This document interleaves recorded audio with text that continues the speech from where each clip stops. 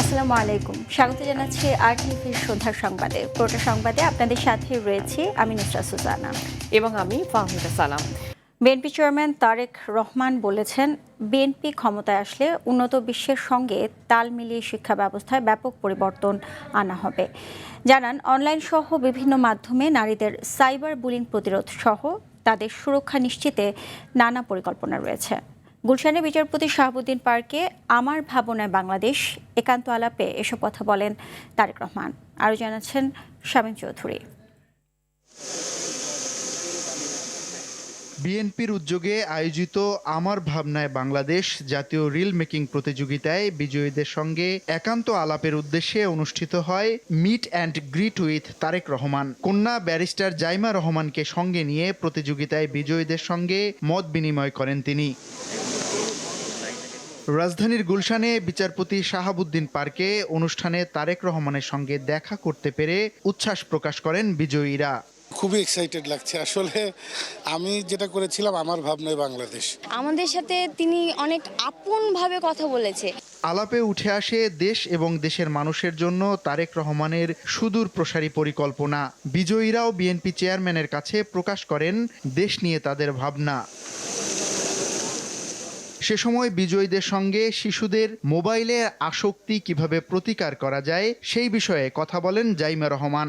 Community desk যদি করা যায় তো হয়তোবা যদি এলাকায় যদি কিছু ঘটে তাহলে ওখানের এলাকার মানুষরাই ওইভাবেই জিনিসটাকে ম্যানেজ করতে পারবে। ওইভাবে যদি লোকালি জিনিসটাকে একটু ঠিকঠাক করা যায়, তবে ছোটবেলা থেকে বাচ্চাদেরকে শেখানো যায় যে কি ঠিক কি সঠিক কি ভুল, তাহলে জিনিসটা অনেক কমে আসে। সেখানে দেশ গঠনে বিএনপির পরিকল্পনার কথা বলেন তারেক রহমান। একটা বাচ্চা যখন 6 বছর 7 বছর 8 বছর 10 বছর 15 বছর 18 বছর এই স্টেজে কিন্তু মানুষের শারীরিক এবং মানসিক অনেক এনার্জি থাকে। তো আপনাকে তো এনার্জিটাকে তো বার্ন করতে হবে। আপনি যদি সঠিক আপনাকে জায়গা দেওয়া হয় তাহলে আপনি সঠিক জায়গায় বার্ন করবেন, আর আপনাকে যদি সঠিক জায়গা না পান আপনি তাহলে বেঠিক জায়গায় আপনি বার্ন করবেন। এবং সেই জন্যই আমরা নতুন করে স্পোর্টস এই দুটো আমরা চালু করতে চাইছি। আলাপে প্রবাসীদের নিয়ে পরিকল্পনার কথাও বলেন তারেক রহমান।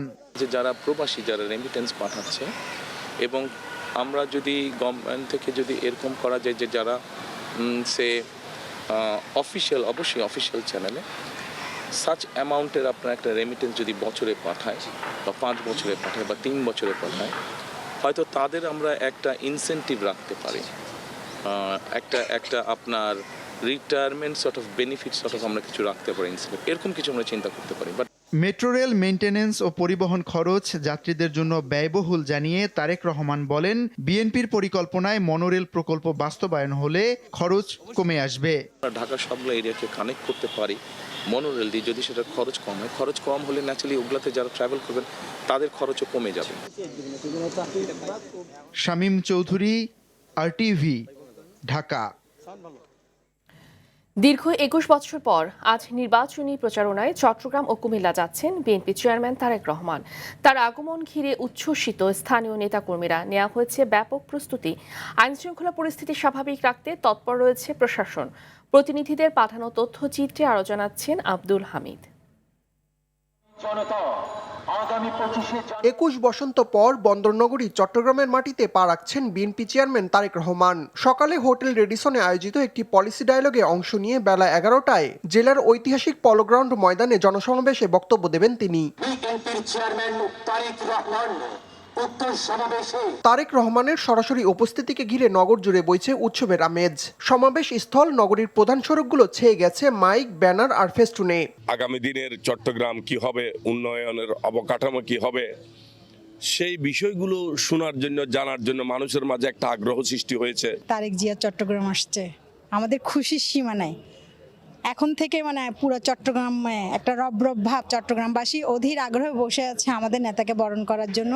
25 তারিখ পর্যন্ত আমাদের চোখে ঘুম নেই আনন্দে। বেগম খালেদা জিয়া চট্টগ্রামকে ভালোবাসতেন, অনেক উন্নয়ন করেছেন। তারেক রহমান সাহেব অনুরূপভাবে চট্টগ্রামকে ভালোবাসেন। কি প্রতিশ্রুতি চট্টগ্রামবাসীকে এনে দিবেন? ওই 25 তারিখ অত্যন্ত গুরুত্বপূর্ণ দিন। জনসভায় চট্টগ্রামের 16টি আসনের বিএনপির প্রার্থীরা উপস্থিত থাকবেন। শুধুমাত্র বিএনপি নেতাকর্মী নয়, পুরো চট্টগ্রাম মানুষের মধ্যে প্রাণ চাঞ্চল্যের সৃষ্টি হয়েছে, উচ্ছ্বাসের সৃষ্টি হয়েছে। শান্তি শৃঙ্খলা বজায় রাখার জন্য সব ধরনের ব্যবস্থা আমরা করেছি। সমাবেশের নিরাপত্তা নিশ্চিতে পর্যাপ্ত ব্যবস্থা নেওয়া হয়েছে বলে জানান আয়োজক কমিটির আহ্বায়ক ও city mayor doctor Shahadat Hossain. 25 তারিখ এই চট্টগ্রামে এই মহাসমাবেশটি একটি মহাসমাবেশে রূপান্তরিত হবে বলে আমি বিশ্বাস করি। স্টেজের কাজ চলছে কয়েকদিন ধরে। চট্টগ্রামের পর ফেনী পাইলট কলেজ ময়দানে সমাবেশে বক্তব্য রাখবেন তারেক রহমান। পরে যাবেন কুমিল্লায়। এদিন জেলার 14 গ্রাম, সদর দক্ষিণ ও দাউদকান্দি উপজেলার পৃথক 3টি জনসভায় নির্বাচনী দিক নির্দেশনামূলক বক্তব্য রাখবেন তিনি। সমাবেশ ঘিরে নেতাকর্মীদের মধ্যে বিরাজ করছে ব্যাপক উৎসাহ উদ্দীপনা। জনসভা আয়োজনে ব্যাপক প্রস্তুতি নিয়েছে স্থানীয় বিএনপি। নেতা আসছে, সেই আবেগে আমরা আসলে আত্মহারা হয়ে গেছি। কখন নেতাকে দেখব, সরাসরি প্রিয় নেতাকে দেখব, এই দেখার অপেক্ষায় ও অধীর আগ্রহ অপেক্ষায় আছে কুমিল্লাবাসী। নেতাকর্মীদের প্রত্যাশা তারেক রহমানের এই সফর নতুন করে তাদের সাংগঠনিক কার্যক্রমে উজ্জীবিত করবে। ন্যাচারালি চেয়ারম্যান সাহেব যখন এখানে আসবে, মানে প্রত্যেকটা সিটের বা ভোটারদের ভিতরে একটা পজিটিভ ইমপ্যাক্ট আসবে, এটি তো স্বাভাবিক। আমরা তারেক সাহেবের আগমনের বার্তা সাধারণ মানুষের মাঝে পৌঁছে দিব এবং সাধারণ মানুষকে আসার জন্য উদ্বুদ্ধ করব এবং সাথে সাথে আমরা নিজেরা সাধারণ মানুষকে আসার জন্য সাহায্য করতে হবে আমাদের বিএনপির নেতাকর্মীদের। সমাবেশের মাধ্যমে পরবর্তী পাশেই আমাদের সুভাগাজী মাঠ, সেই মাঠে কুমিল্লা জেলা ও মহানগর উদ্যোগে যে সমাবেশ, সেই সমাবেশে বক্তব্য রাখবেন। সেজন্য আমরা কুমিল্লাবাসী অধীর আগ্রহ অপেক্ষা করছি। কুমিল্লার পর নারায়ণগঞ্জের কাঁচপুর বালুর মাঠের জনসভায় বক্তব্য দিয়ে ঢাকায় ফিরবেন তারেক রহমান। আব্দুল হামিদ, RTV। দর্শক, আর কিছুক্ষণের মধ্যে চট্টগ্রামের শাহ আমানত বিমানবন্দরে নামবেন বিএনপির চেয়ারম্যান তারেক রহমান। সবশেষ পরিস্থিতি জানাতে বিমানবন্দর থেকে আমাদের সাথে সরাসরি যুক্ত হচ্ছেন সহকর্মী সাইফুল মাহমুদ। সাইফুল, বিমানবন্দরের নেতাকর্মীদের উপস্থিতি আর নিরাপত্তা ব্যবস্থা কেমন দেখছেন, আমাদেরকে বিস্তারিত জানাবেন। জি সুজানা, আসলে ঠিক যেমনটি বলেছেন, আসলে দীর্ঘ 20 বছর 7 মাস পর তিনি চট্টগ্রামে আসতেছেন। ঠিক 7:05 সময় তিনি কিন্তু এখানে অবতরণ করবেন বিমানটি, এবং এই মুহূর্তে কিন্তু বিমানবন্দর এলাকায় কিন্তু নেতাকর্মীদের যথেষ্ট উৎসাহ উদ্দীপনা দেখা যাচ্ছে। এখানে কিন্তু যারা এসেছে তারা কিন্তু প্রত্যেকে মনে করছেন আসলে এই দিনটির জন্য তারা কিন্তু আসলে দীর্ঘ 21 বছর অপেক্ষা করছিলেন। এখানে কিন্তু 7:05 সময় যখন বিমানটি আসলে অবতরণ করবেন, এরপর পরেই ওনাকে সেই লাল সবুজের গাড়িতে করে কিন্তু ওনাকে নিয়ে যাওয়া হবে, এবং ইতিমধ্যে এখানে কিন্তু সব প্রস্তুতি সম্পন্ন করা হয়েছে। এবং একই সাথে আমরা যদি নিরাপত্তার কথা বলে থাকি, আসলে সম্পূর্ণ নিরাপত্তা ব্যবস্থা নেওয়া হয়েছে, এবং এখানে কিন্তু সম্পূর্ণভাবেই যদি বলি আসলে একেবারেই নিরাপত্তা ব্যবস্থার মধ্যে কোনো ধরনের আসলে ঘাটতি নাই বললেই চলে। এখানে চেয়ারম্যানের ব্যক্তিগত গাড়ি এবং একই সাথে যৌথ বাহিনী, র্যাব, আইনশৃঙ্খলা রক্ষাকারী বাহিনীর যতগুলো সদস্য আছে সবই কিন্তু এখানে রয়েছেন।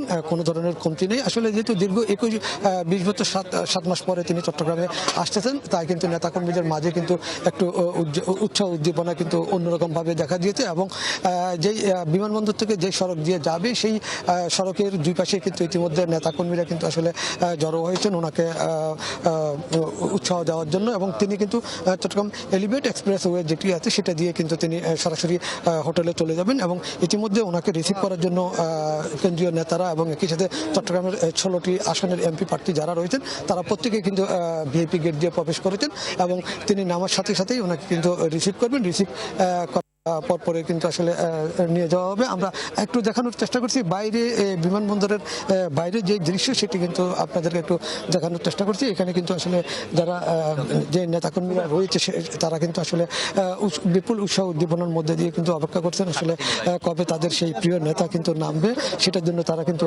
অপেক্ষা করছেন। এবং একই সাথে তারা কিন্তু আসলে সেই তাদের যেই দীর্ঘদিনের যেই প্রত্যাশা, সেটা কিন্তু তারা কিন্তু অপেক্ষা করছেন কখন আসলে তিনি বিমান থেকে অবতরণ করবেন। এরপরে তারা কিন্তু আসলে তাদের প্রিয় নেতাকে এক নজর দেখবে, এটা কিন্তু তারা অপেক্ষা করছেন। আমরা একটু কথা বলবো আসলে যিনি আসলে এখানকার দায়িত্বশীল একজন, তার সাথে একটু কথা বলবো। আপনি যদি আমাদেরকে বলেন আসলে এই মুহূর্তে সার্বিক পরিস্থিতি কি?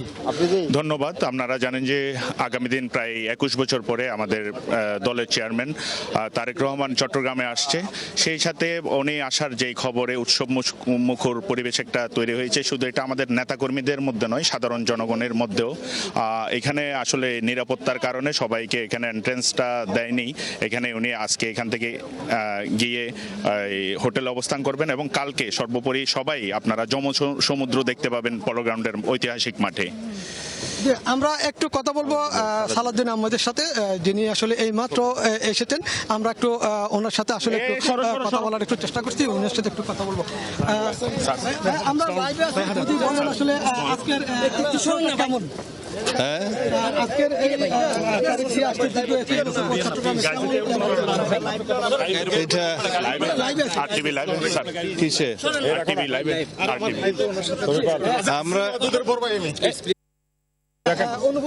আমরা আমাদের চেয়ারম্যান জনাব তারেক রহমানকে অভ্যর্থনা জানানোর জন্য এসেছি। আগামীকালকে আমাদের এখানে বিভাগীয় সমাবেশ হবে। চট্টগ্রাম বিভাগের সমস্ত প্রার্থীগণ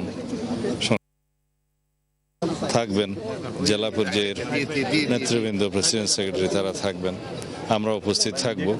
এটা নির্বাচনী জনসভা তো বটেই, তবে আমাদের চেয়ারম্যান সাহেব জনাব তারেক রহমানের জন্য বাংলাদেশে প্রত্যাবর্তনের পরে চট্টগ্রামের এই পুণ্যভূমিতে প্রথম আসা আগমন।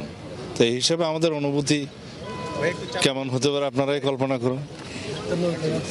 আমরা শুনছিলেন আসলে সালাউদ্দিন আহমেদের বক্তব্য, এবং যেটা জানালো আসলে অনুভূতিটা অন্যরকমই হবে। এবং আসলে এখানে কিন্তু এত বেশি নেতাকর্মীরা এসেছেন এই মুহূর্তে, কিন্তু আসলে তাদের যেই অনুভূতি সেটা আসলে না বললেই নয়। সুজানা, এই ছিল আমার কাছে এই মুহূর্তে এয়ারপোর্ট থেকে সর্বশেষ সংবাদ। জি সাইফুল, আপনাকে অসংখ্য ধন্যবাদ। দাঁড়িপাল্লা মার্কার জামায়াত স্বাধীনতা বিরোধী বলে মন্তব্য করেছেন বিএনপির মহাসচিব মির্জা ফখরুল ইসলাম আলমগীর। দুপুরে ঠাকুরগাঁও সদর উপজেলার কান্দরপাড়া কালীতলা সরকারি প্রাথমিক বিদ্যালয়ে নির্বাচনী প্রচার সভায় তিনি একথা বলেন। এ সময় তিনি আরও বলেন, যারা আজকে দাঁড়িপাল্লা নিয়ে সামনে আসছে ভোট চাওয়ার জন্য, ওরা স্বাধীনতা বিরোধী ও লুটপাটকারী ছিল। আমরাই পাকিস্তানিদের বিরুদ্ধে যুদ্ধ করেছি, দেশ ছেড়ে কোথাও যায়নি বলেও জানান মির্জা ফখরুল। এ সময় স্থানীয় নেতাকর্মীরা উপস্থিত ছিলেন। পাকিস্তানের বিরুদ্ধে আমরা অস্ত্র ধরছিলাম, পুরো দেশটা স্বাধীন করছি। এই স্বাধীনটা আমরা করেছি বন্ধুগণ, এটা অন্য কেউ করে দিয়ে যায়নি আমাদেরকে। আমরা আমাদের দেশ ছেড়ে মাটি ছেড়ে কোথাও যাব না। কিন্তু যারা আজকে আপনাদের দাঁড়িপাল্লা নিয়ে আপনাদের সামনে আসতেছে ভোট চাওয়ার জন্য, ওরা কিন্তু সেদিন এই স্বাধীনতার বিরোধিতা করছে, পক্ষে ছিল না, বিপক্ষে ছিল। এবং আপনাদের যে বাড়িঘর ছেড়ে চলে যেতে হয়েছে, ওই সময় আপনাদের বাড়িঘর টুকরো করা হয়েছে।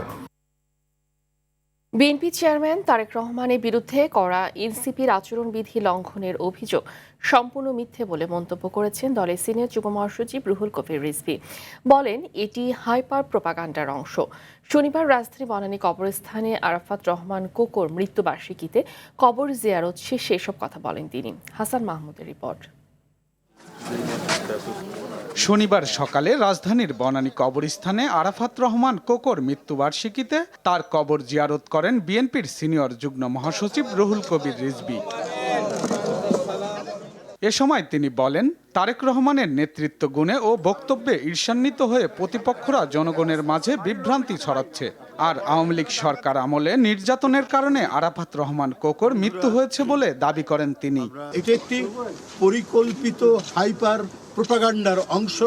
জনাব তারেক রহমান তিনি তার যে ডিসেন্ট কথাবার্তা, তার যে চমৎকার বক্তব্য এবং জনগণের সাথে সম্পর্কিত এবং জনগণের সাথে মিথস্ক্রিয়ার মাধ্যমে তার বক্তব্য যে আজকে প্রশংসিত হচ্ছে, তার নেতৃত্ব যে আজকে সারা দেশের মানুষের কাছে গ্রহণযোগ্য, এটিকে মেলাইন করার জন্য এটি জনগণের কাছে বিভ্রান্ত। অন্যদিকে গুলশানে বিএনপির নির্বাচন পরিচালনা কার্যালয়ে এক সংবাদ সম্মেলনে কমিটির মুখপাত্র ডক্টর মাহাদি আমিন বলেন, জনগণের ভোটে বিএনপি রাষ্ট্র পরিচালনার দায়িত্ব পেলে সম্পূর্ণ বিনামূল্যে যথাযথ ব্যক্তির হাতে ফ্যামিলি কার্ড ও কৃষক কার্ড পৌঁছে দেওয়া হবে।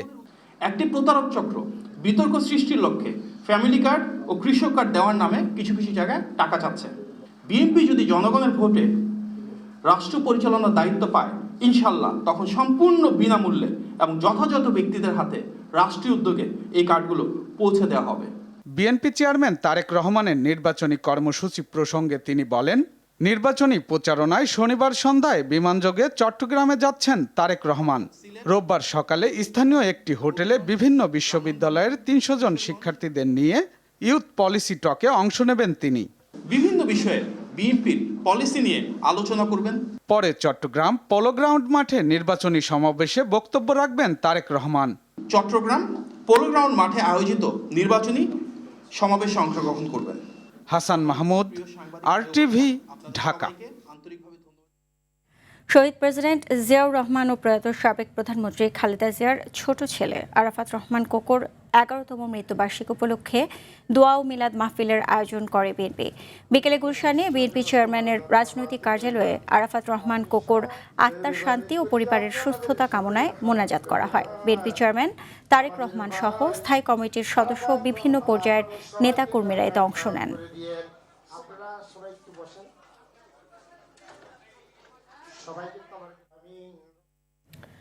ইনসাফের উপর ভিত্তি করে চাঁদাবাজ দরিদ্রমুক্ত মানবিক বাংলাদেশ করতে চায় জামাত। বগুড়ায় নির্বাচনী সমাবেশে অংশ নিয়ে এ মন্তব্য করেছেন দলটির আমির ডাক্তার শফিকুর রহমান। গাইবান্ধায় আয়োজিত জনসভায় অংশ নিয়ে আমির বলেন, ক্ষমতায় গেলে চাঁদাবাজদেরকে ও সম্মানজনক কাজ দেয়া হবে।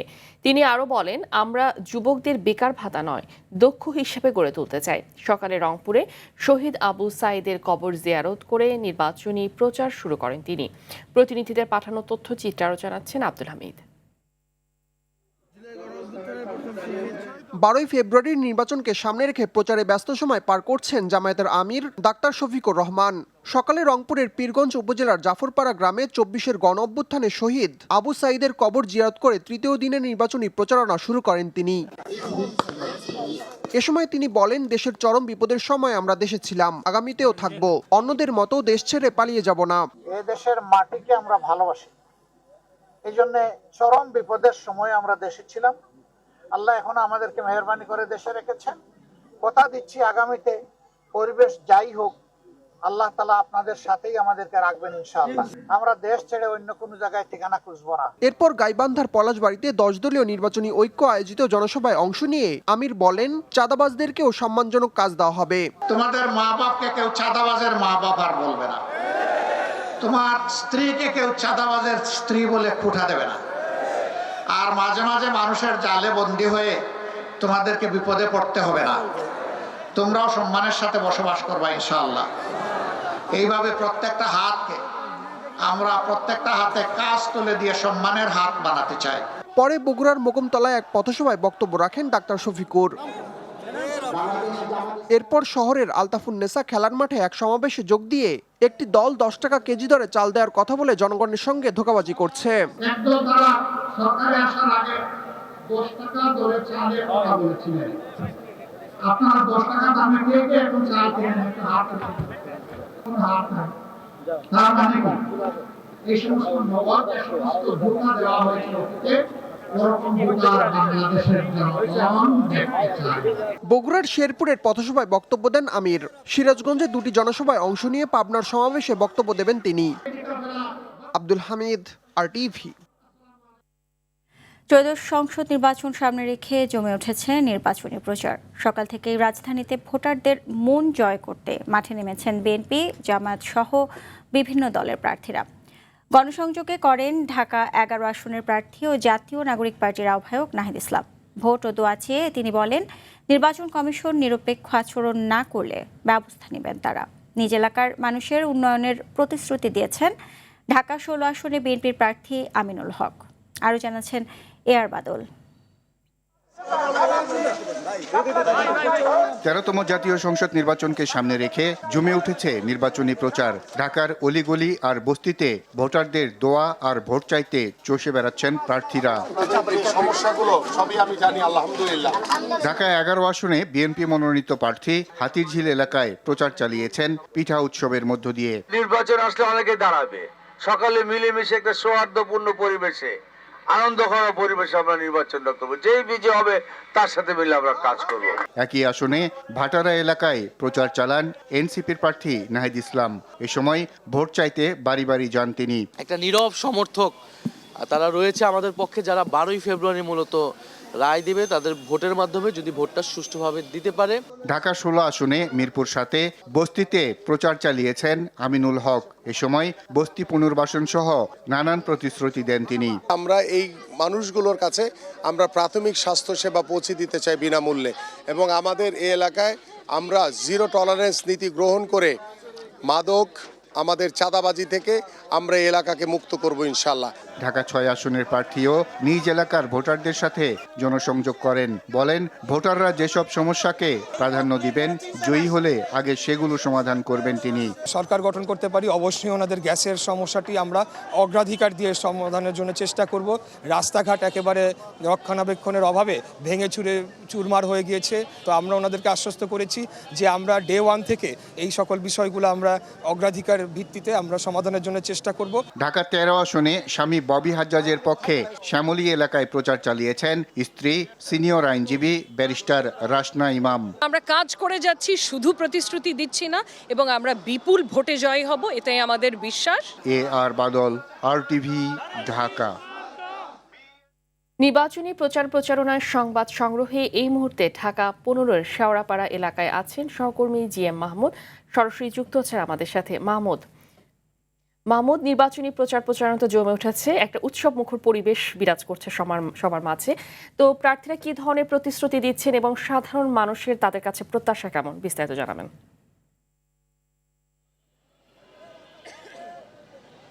ঢাকা 15 আসন, এই সংসদীয় আসন কিন্তু মিরপুর এবং কাফরুল এলাকা নিয়ে এই আসনটি। তো আজকের যে অবস্থা তাতে দেখছি যে অনেকটাই জমে উঠেছে নির্বাচনের প্রচারণা। এখানে জামাত ইসলামের পক্ষে এখানে কিন্তু গণসংযোগ এবং মিছিল করা হচ্ছে। এখানে অসংখ্য মানুষের উপস্থিতি কিন্তু এখানে রয়েছে, এবং তারা কিন্তু ভোটারদের সাথে কথা বলছেন এবং বিভিন্ন প্রতিশ্রুতির কথা দিচ্ছেন, এবং ভোটারদের মধ্যেও কিন্তু আমরা এক ধরনের স্বতঃস্ফূর্ততা আমরা কিন্তু দেখতে পাচ্ছি। অর্থাৎ নির্বাচন যত এগিয়ে আসছে, হয়তো মানুষের মধ্যে উৎসাহ এবং উদ্দীপনা কিন্তু বাড়ছে, এবং ভোটারদের মধ্যেও কিন্তু আগ্রহ বাড়ছে। আমরা কিন্তু এমনটি দেখছি। এখানে কিন্তু জামাতের পক্ষে যে মিছিলটি, এটি কিন্তু এখানে এসে জড়ো হয়েছে এবং এখানে বিভিন্ন স্লোগান দিচ্ছে তারা, এবং গণভোটের পক্ষে, এবং এই নির্বাচনে যেন সবাই অংশগ্রহণ করে এবং স্বতঃস্ফূর্তভাবে ভোট কেন্দ্রে যায়, এমন কথাও কিন্তু তারা বলছে। আমরা দু একজনের কথা শুনতে চাই।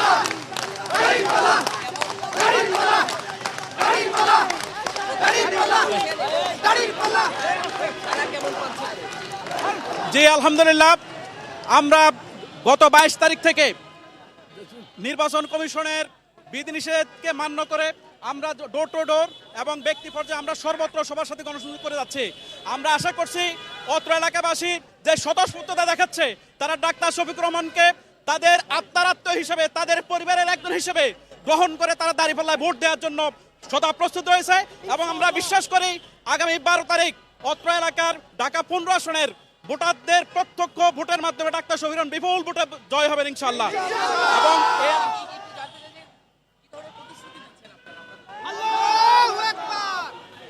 সেবামূলক যত রকমের কাজ আছে যেগুলো মানুষের জন্য মঙ্গলকর, এই কাজগুলো করার জন্য আমাদের প্রতিশ্রুতি। সারা 100% সারা ইনশাল্লাহ এবার 1.5 বিজয় হবে ইনশাল্লাহ। আমরা দেখতে পাচ্ছি এখানে কিন্তু ভোটারদের মধ্যে একই সাথে কর্মী সমর্থকদের মধ্যেও কিন্তু উৎসাহ উদ্দীপনা রয়েছে, এবং তারা বলছেন যে এই আসন্ন 12 তারিখের যে নির্বাচন, তারা কিন্তু ভোট কেন্দ্রে যাবেন এবং তাদের যে পছন্দের প্রার্থীকেই তারা বেছে নেবেন, এমন কথা বলছে। আমরা অন্যান্য দলেরও কিন্তু আমরা দেখেছি মিছিল এবং তাদের প্রচারণা। তো এই মুহূর্তে আমি বলতেই পারি যে আসলে অনেকটাই জমে উঠেছে নির্বাচনের প্রচারণা। তো মিরপুর থেকে ঢাকা সংসদীয় আসন 15-র যে প্রচারণার অংশ, সেগুলি আপনাকে দেখানোর চেষ্টা করলাম। ফাহমিদা, ধন্যবাদ আপনাকে। এদিকে গণভোট ও নির্বাচনী প্রচারণা নিয়ে আলাদা দুটি থিম সং প্রকাশ করল জাতীয় নাগরিক পার্টি এনসিপি। সন্ধ্যায় রাজধানীর শাহবাগে থিম সং এর উদ্বোধন করেন এনসিপি নির্বাচন পরিচালনা কমিটির চেয়ারম্যান ও মুখপাত্র আসিফ মাহমুদ সজীব ভুঁইয়া। থিম সং প্রকাশের পর তিনি বলেন, 5 স্টার হোটেলে নয়, সবার অংশগ্রহণের রাজপথে থিম সং প্রকাশ করা হয়েছে। রাজপথ থেকে এনসিপির জন্ম, তাই রাজপথে গণভোট ও নির্বাচনী থিম সং প্রকাশ করা হয়েছে বলেও জানান আসিফ মাহমুদ।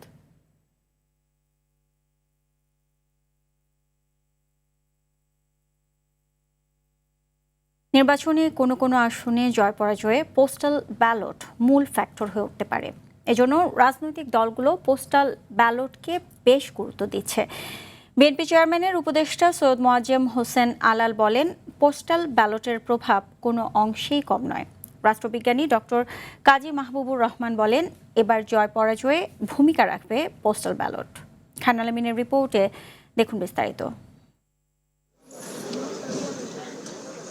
2008 সালে নবম জাতীয় সংসদ নির্বাচনে 10,000-এর কম ভোটের ব্যবধানে জয় পরাজয় নির্ধারিত হয়েছিল 30টি আসনে। এবার পোস্টাল ব্যালটে ভোট দিতে 10,000-এর বেশি ভোটার নিবন্ধন করেছেন এমন আসন আছে 18টি।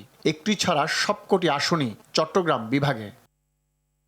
সবচেয়ে বেশি নিবন্ধন হয়েছে ফেনী 3 আসনে 16,038 জন। সেখানে প্রতিদ্বন্দ্বিতা হবে বিএনপির আব্দুল আওয়াল মিন্টু ও জামায়াতের ফখরুদ্দিন মানিকের মধ্যে।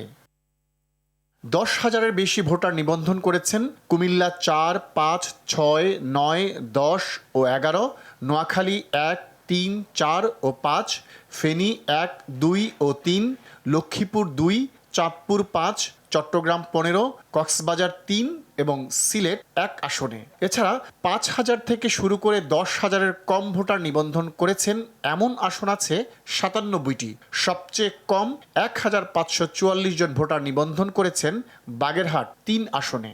প্রবাসীদের পোস্টাল ব্যালটের গুরুত্ব এরই মধ্যে অনুধাবন করতে পেরেছে রাজনৈতিক দলগুলো।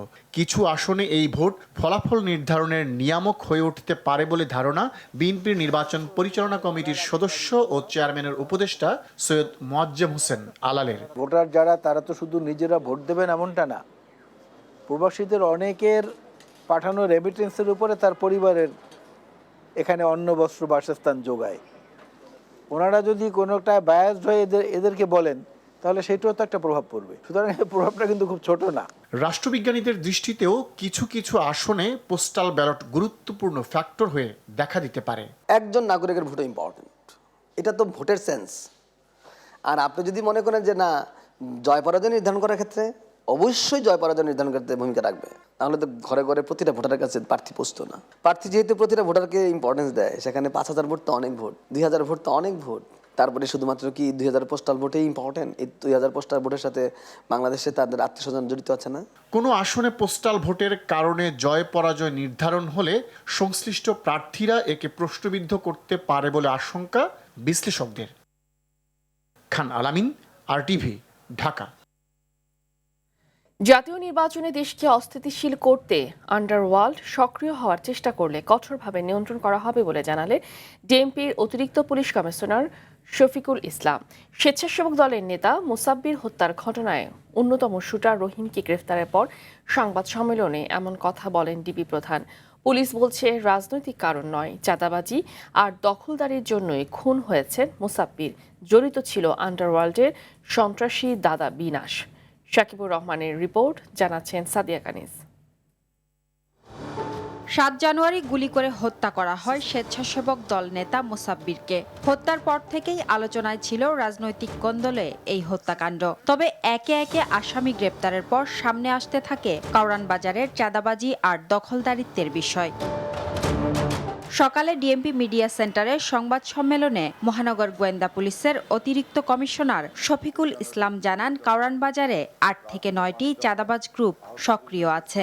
একটি হাসপাতালে প্রেরণ করা হলে এক শুটার আগেই গ্রেপ্তার হলেও শুক্রবার নরসিংদী থেকে গ্রেপ্তার করা হয় আরেক শুটার রহিমকে। ডিবি পুলিশ বলছে চাঁদাবাজি নিয়ন্ত্রণের কারণেই হত্যা করা হয় মুসাব্বিরকে। নির্দেশদাতা ছিলেন আন্ডারওয়ার্ল্ডের সন্ত্রাসী দাদা বিনাশ। দিলীপ ওরফে বিনাশ, এরকম একটা নাম আসছে। আমরা প্রাথমিকভাবে এটার পেয়েছি, কারণ যে আসামিগুলো ধরা হয়েছে তাদের প্রত্যেকের সঙ্গে, এবং আপনারা জানেন যে আমরা একটা 164 করেছি একজন আসামি, এবং ওদের কথোপকথনে একটা জিনিস উঠে আসছে, এক জায়গায় বলছে যে দাদা আছে, দাদা দেখবে। কাউরান বাজারে সব চাঁদাবাজ চক্রকে নিয়ন্ত্রণে গোয়েন্দারা কাজ করছে বলেও দাবি করেন শফিকুল ইসলাম। কাউরান বাজার একটা জায়গা, ব্যবসা প্রতিষ্ঠান, খুব আমাদের কাছাবাজারের একটা বড় জায়গা। ওখানে সাধারণত ওটের দখল বাণিজ্য এবং চাঁদাবাজি কেন্দ্র করে এই হত্যাকাণ্ড সংঘটিত হয়েছে বলে। চাঁদাবাজদের আসলে কোনো দল নাই। আমরা প্রাথমিকভাবে করে দেখছি প্রায় 8-9টা গ্রুপ আছে ওখানে, বিভিন্ন নামে নামে তারা চাঁদা তোলে। এখন এই সিন্ডিকেটটা ভেঙে দেওয়ার আমরা চেষ্টা করতেছি। নির্বাচন সামনে রেখে দেশকে অস্থিতিশীল করতে একটি চক্র সক্রিয়, তবে সর্বোচ্চ নিরাপত্তা দেওয়ার দাবি করেন ডিবি প্রধান। কোনো অপতৎপরতার ব্যাপারে আমরা জিরো টলারেন্স। সাদিয়া কানিজ, RTV, ঢাকা। দীর্ঘদিনের অব্যবস্থাপনা, জনবল সংকট ও যান্ত্রিক অচলাবস্থার ফলে বাংলাদেশ রেলওয়েতে তৈরি হয়েছে ভয়াবহ সংকট। পরিত্যক্ত রেলের নাট বল্টু সহ অন্যান্য যন্ত্রাংশ জোড়াতালি দিয়ে চলছে ট্রেন। মেরামত সহ প্রতিটি ধাপে অব্যবস্থাপনায় নিয়মিত শিডিউল বিপর্যয় ঘটছে। এর প্রভাবে সবচেয়ে বেশি ভোগান্তিতে পড়ছেন ঢাকা চট্টগ্রাম রুটের রেলযাত্রীরা। ঘন্টার পর ঘন্টা অপেক্ষা করেও পাওয়া যাচ্ছে না নির্দিষ্ট সময়। রেল সংশ্লিষ্টরা বলছেন, সমন্বয়হীনতায় ঝুঁকছে সরকারের এই লোকসানের গাড়ি। লোকবল ও ওষুধ সংকটে অচলাবস্থা নারায়ণগঞ্জের সোনারগাঁয়ের 34টি কমিউনিটি ক্লিনিক। সপ্তাহে 4 দিন তালা বন্ধ থাকে অনেক ক্লিনিক। পার্শ্ববর্তী ক্লিনিক থেকে এসে অতিরিক্ত দায়িত্ব পালন করছেন স্বাস্থ্যকর্মীরা। প্রয়োজনীয় স্বাস্থ্যসেবা পাচ্ছেন না নিম্ন আয়ের মানুষ। দেশের সফটওয়্যার ও আইটি রপ্তানি বাড়াতে ফ্রিল্যান্সিং ও আইটি খাতকে চাঙ্গা করার লক্ষ্যে সরকারি প্রণোদনা অব্যাহত রয়েছে। একই সঙ্গে উচ্চ গতির ইন্টারনেট সেবা তৃণমূল পর্যায়ে সম্প্রসারণ করা হয়েছে। ফলে গ্রাম ও মফস্বল এলাকাতেও প্রযুক্তি ভিত্তিক কাজের সুবিধা বেড়েছে। ফলে তরুণদের মধ্যে ফ্রিল্যান্সিং এর আগ্রহ বৃদ্ধি পেয়েছে এবং আন্তর্জাতিক বাজারে আইটি সেবার রপ্তানির সম্ভাবনা জোরদার হচ্ছে। উচ্চগতির ইন্টারনেট সহজলভ্য হওয়ায় দক্ষ জনশক্তি দেশের যে কোনো প্রান্ত থেকে বৈশ্বিক ক্লায়েন্টদের সঙ্গে কাজ করতে পারছে। বিশেষজ্ঞদের মতে এই উদ্যোগগুলো টেকসইভাবে বাস্তবায়ন করা গেলে কর্মসংস্থান সৃষ্টি, বৈদেশিক মুদ্রা আয় এবং ডিজিটাল অর্থনীতির বিকাশে ইতিবাচক প্রভাব পড়বে। আসন্ন নির্বাচন এবং নতুন বাংলাদেশ গঠনে প্রতিষ্ঠানগত পরিবর্তনে তরুণদের সক্রিয়ভাবে যুক্ত হতে হবে বলে মনে করেন শিক্ষা উপদেষ্টা অধ্যাপক ডক্টর চৌধুরী রফিকুল আবরার। তিনি বলেন, শুধু শিক্ষা প্রতিষ্ঠান নয়, জাতীয় সংসদ সহ রাষ্ট্রীয় কাঠামোতেও তরুণদের প্রতিনিধিত্ব বাড়াতে হবে। আন্তর্জাতিক শিক্ষা দিবস 2026 উপলক্ষে আন্তর্জাতিক মাতৃভাষা ইনস্টিটিউটের মিলনায়তনে আয়োজিত আলোচনা সভায় এসব কথা বলেন। শিক্ষা উপদেষ্টা বলেন, সৃজনশীলতা ও সক্রিয় অংশগ্রহণের মাধ্যমে শিক্ষা প্রতিষ্ঠানগুলোকে গণতান্ত্রিক ও অন্তর্ভুক্তিমূলক চর্চার কেন্দ্রে পরিণত করতে হবে। যখন চাই যে ভালো মানুষ আমরা তৈরি করব, যোগ্য দক্ষ নেতৃত্ব আমাদের তরুণ থেকে হবে, অবশ্যই এখানে শিক্ষা প্রতিষ্ঠানগুলোর এখানে রিসোর্স মোবিলাইজেশন করতে হবে। তরুণরা তাদের অবস্থানকে ব্যবহার করে they have conveyed their message. আমি মনে করি শুধু নতুন বিভিন্ন প্রতিষ্ঠান, শিক্ষার সংক্রান্ত প্রতিষ্ঠানগুলো নয়, এমনকি ন্যাশনাল পার্লামেন্টে উইল ক্রিয়েট অপরচুনিটিস। আসন্ন জাতীয় নির্বাচনের প্রাক্কালে দেশের পরিবেশ রক্ষায় জরুরি পদক্ষেপ গ্রহণের আহ্বান জানিয়েছে বাংলাদেশ পরিবেশ আন্দোলন বাপা এবং বাংলাদেশ পরিবেশ নেটওয়ার্ক বেন।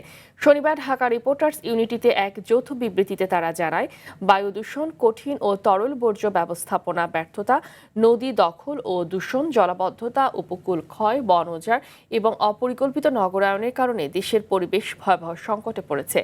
বিবৃতিতে শিল্প কারখানার দূষণ বন্ধ, নদীর স্বাভাবিক প্রবাহ ফিরিয়ে আনা, অবৈধ দখল উচ্ছেদ, পরিবেশ বান্ধব জ্বালানির ব্যবহার বৃদ্ধি এবং টেকসই নগর পরিকল্পনার উপর গুরুত্ব দেওয়া হয়। দর্শক, জমে উঠেছে ত্রয়োদশ জাতীয় সংসদ নির্বাচন। আলোচনার ঝড় উঠেছে চায়ের কাপে। সেই তর্ক বিতর্ক, আলোচনা সমালোচনা তুলে আনতেই আমাদের এবারের আয়োজন হ্যাপি কাউ প্রেজেন্টস চায়ের আড্ডায় নির্বাচন।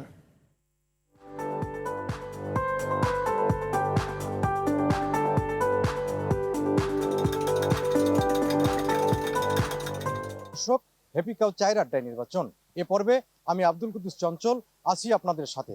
ঘনিয়ে আসছে জাতীয় সংসদ নির্বাচন, জমে উঠেছে এর আলোচনা ও সমালোচনা। তা নিয়েই এবারের পর্বে আমি উপস্থিত হয়েছি কুড়িগ্রাম 2 আসনে। এলো instant milk powder happy cow, যেমন সাশ্রয়ী তেমনি পুষ্টিগুণে ভরপুর। হ্যাপি কাউ, গরুর দুধের স্বাদ সবাই পাক।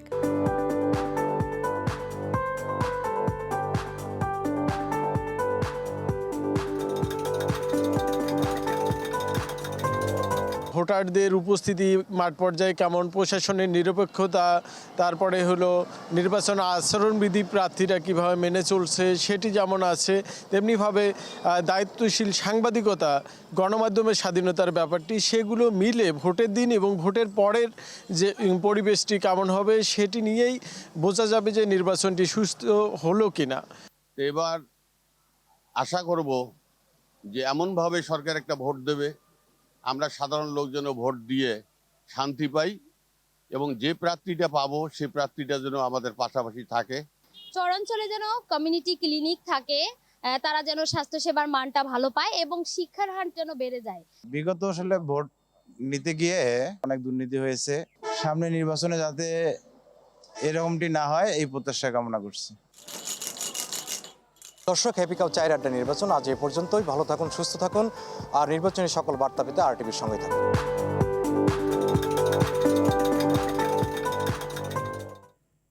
সন্ধ্যার সংবাদ এ পর্যন্তই। রাতের সংবাদ 11:15টায় দেখার আমন্ত্রণ রইল। ধন্যবাদ সবাইকে। সবাইকে ধন্যবাদ।